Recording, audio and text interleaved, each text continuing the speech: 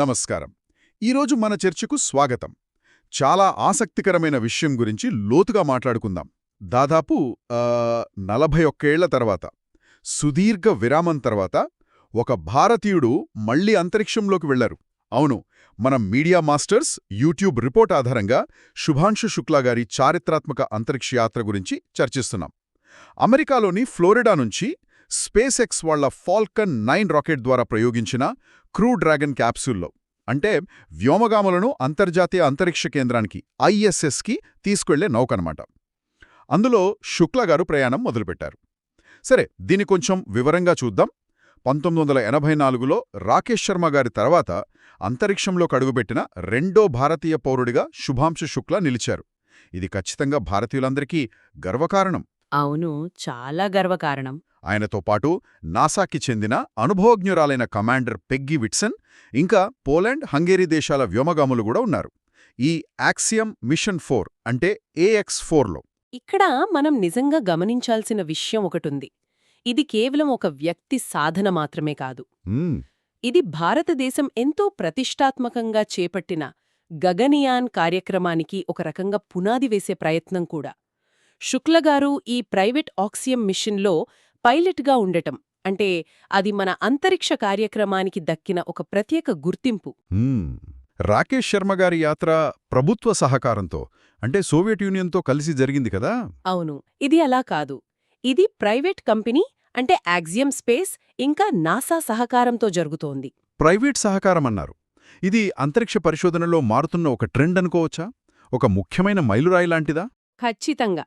ఇది చాలా ముఖ్యమైన మార్పు. ఇది కేవలం ఖర్చు పంచుకోవడం గురించే కాదు, భవిష్యత్తులో అంతరిక్ష యాత్రల నియమాలుగానీ, టెక్నాలజీ అభివృద్ధిగానీ, అంతర్జాతీయ సహకారంగానీ ఇవన్నీ ఎలా మారబోతున్నాయో చెప్పడానికి ఇదొక సూచన.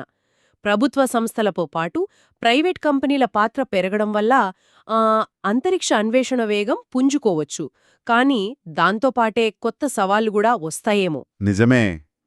ఇంతకీ శుక్లా గారు అంతరిక్షం నుంచి ఒక సందేశం కూడా పంపించారు.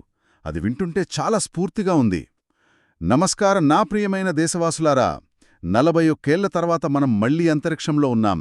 సెకనుకు 7.5 కిలోమీటర్ల వేగంతో భూమి చుట్టూ తిరుగుతున్నాం. నా భుజం మీదున్న త్రివర్ణ పతాకం నేను మీ అందరితో ఉన్నానని చెబుతోంది.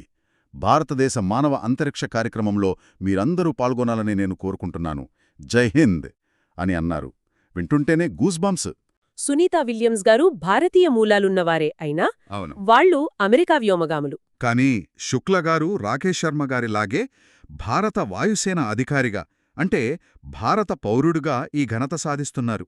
ఇది మన సొంత మానవ సహిత అంతరిక్ష యాత్ర లక్ష్యానికి మరింత బలం చేకూరుస్తోందన్నమాట. ఖచ్చితంగా. శుక్లగారి నేపథ్యం కూడా అసాధారణమైనది కదా. ఆయన ఇండియన్ ఎయిర్ ఫోర్స్లో కెప్టెన్, అనుభవజ్ఞులైన టెస్ట్ పైలట్. 2000 గంటలకు పైగా విమానాలు నడిపిన అనుభవం, సుఖోయ్ 30, MiG-21, జాగ్వార్ లాంటి ఎన్నో యుద్ధ విమానాలు నడిపిన నైపుణ్యముంది.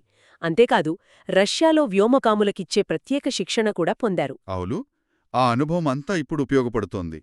ఈ మిషన్ సుమారు 28 గంటల్లో అంతరిక్ష కేంద్రానికి అంటే ISSకి చేరుకుంటుంది.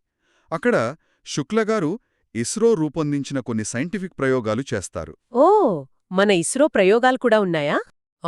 ముఖ్యంగా మైక్రోగ్రావిటీలో, అంటే చాలా తక్కువ గురుత్వాకర్షణ ఉండే స్థితిలో సూక్ష్మజీవులు, మొక్కల విత్తనాలపై ఎలాంటి ప్రభావాలు ఉంటాయో అధ్యయనం చేస్తారు.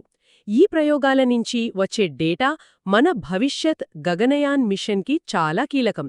ముఖ్యంగా వ్యోమగాముల ఆరోగ్యం, అంతరిక్షంలో ఎక్కువ కాలం ఉండటానికి కావలసిన ఏర్పాట్లు చేసుకోవడానికి ఈ ఫలితాలు ఉపయోగపడతాయి. అంటే ఈ పరిణామాలన్నింటినీ కలిపి చూస్తే దీని ప్రాముఖ్యత ఏంటి? 41 ఏళ్ల తర్వాత ఒక భారతీయుడు అంతరిక్షంలోకి వెళ్లడం కేవలం ఒక వార్త కాదు. ఇది భారతదేశపు, ముఖ్యంగా ఇస్రో యొక్క మానవ సహిత అంతరిక్ష యాత్ర కలలకు కొత్త ఊపునిచ్చింది. శుక్లాగారి యాత్ర మన గగనయాన్ కార్యక్రమానికి ఒక ముఖ్యమైన ముందడుగు అని చెప్పాలి. నిజమే. ఇది మనల్ని ఇంకో ఆలోచనకు కూడా పురిగొల్పుతుంది. యాక్సియం లాంటి ప్రైవేట్ అంతరిక్ష యాత్రలు, ఇంకా అంతర్జాతీయ సహకారాలు, ఇవి అంతరిక్ష పరిశోధన భవిష్యత్తును ఎలా మారుస్తాయి? ఇలాంటి మోడల్స్ ఇస్రో లాంటి జాతీయ అంతరిక్ష సంస్థల పాత్రను, వాటి వ్యూహాలను ఎలా ప్రభావితం చేస్తాయి? ఇది రాబోయే దశాబ్దాలలో అంతరిక్ష అన్వేషణను నిర్దేశించే ఒక కీలకమైన ప్రశ్నేమో.